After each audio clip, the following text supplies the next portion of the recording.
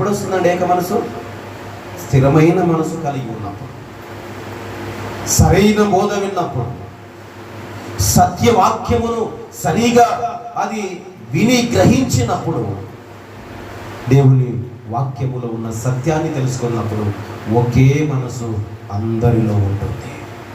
అందుకే ఆ మనసు పడిపోకుండా ఏం చేయాలంటే మనమందరము కాచుకోవాలి.